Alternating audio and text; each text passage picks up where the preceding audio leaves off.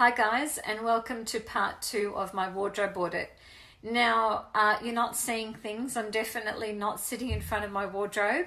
I am sitting in my gym gear because I've just finished a yoga class, but I'm sitting in front of one of my favorite spaces that I've created.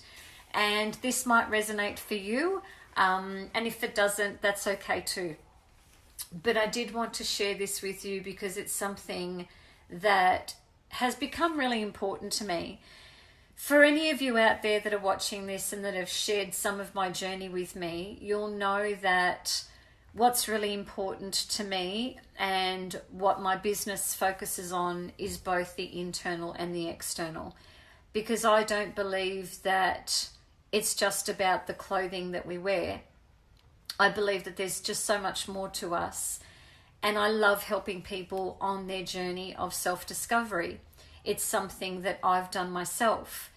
So in order for me, I figure that I can't just, try to run these programs without having done some of, or most of, or all of the work myself. And I have dedicated so much time and energy into really understanding myself, my triggers, my thoughts, and how I'm programmed. And I have really come into my own, especially over the last few years, just really understanding that, things happen for you and they don't happen to you. It's one of my favorite mottos. And anyone that has been to any of my training courses before will know that that's my absolute motto. Because things don't happen to us, they actually do happen for us in one way, shape or form, even if we may not feel that way at the time, or even if we don't recognize it at the time. So I want to take you through just a couple of things that I do in order to keep myself in check all the time.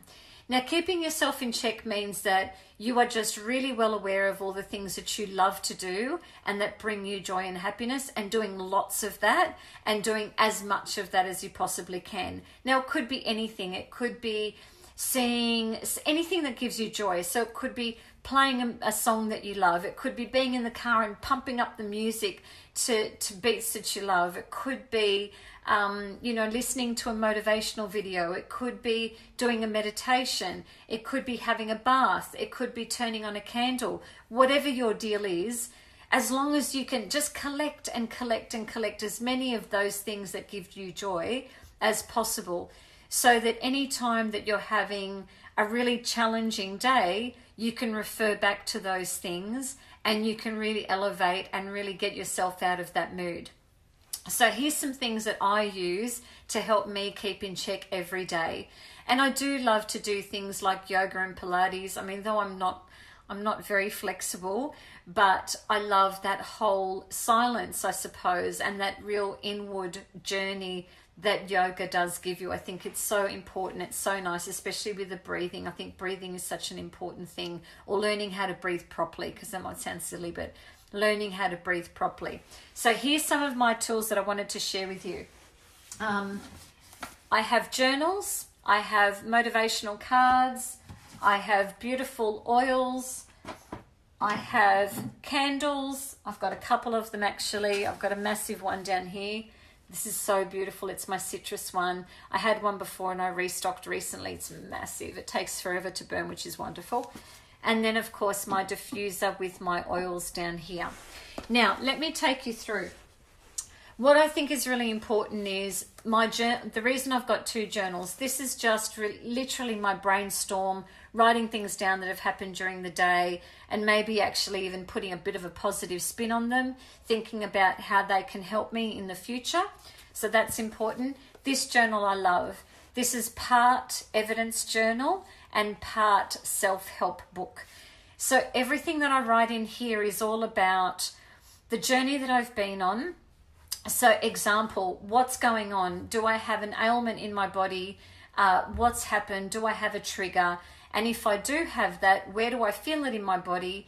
And then what can I do to overcome it? So literally, and they're the 3 categories that I've split things up on in here, so that it is literally my go-to book. On the back of that is my evidence journal. So what wonderful things have happened to me before, effortlessly and with ease, that can be just a trigger of a memory. Example, did I get the job that I loved? I met this person, they spoke to me about this job that I've always wanted to do. All of a sudden I got a lead in and then I got the job. Or did I want to go to an event, was really hoping to go, all of a sudden a ticket became available and off I went. So any of those sorts of things, I was wanting, I was thinking, oh, I really want to get to this particular place. I'm looking for a car spot. Geez, I hope there are car spots when I get there. And then you get there and there's a car spot available. Whatever it is, trivial, non-trivial, big, small, it's just evidence. All you're wanting to do is you're wanting to have a self-help section, if you like, in your home, a space that you can go to literally do a brain dump. Instead of thinking that it's all bad, dumping it in a book, writing it down, or just getting yourself into that space of just appreciating everything you have, because I think it's so important to remember that we absolutely have the tools to get through most things in life. So they're just a couple of things that I do: candles, music, beautiful smells, beautiful scents, and really just taking a little bit of silence and a little bit of a back step and just allowing things to happen, and not giving my power away to things that I can't control. So I wanted to share that with you today. I will come back for part 3 of my official wardrobe, maybe part 2 realistically, and I'll show you what I've done with the rest of my wardrobe. Hope you're having a wonderful day wherever you are. I hope that you've enjoyed those little tips. If you do have a little space that you'd love to share, would love to know about it, and look forward to catching you next time. Take care, guys. Bye.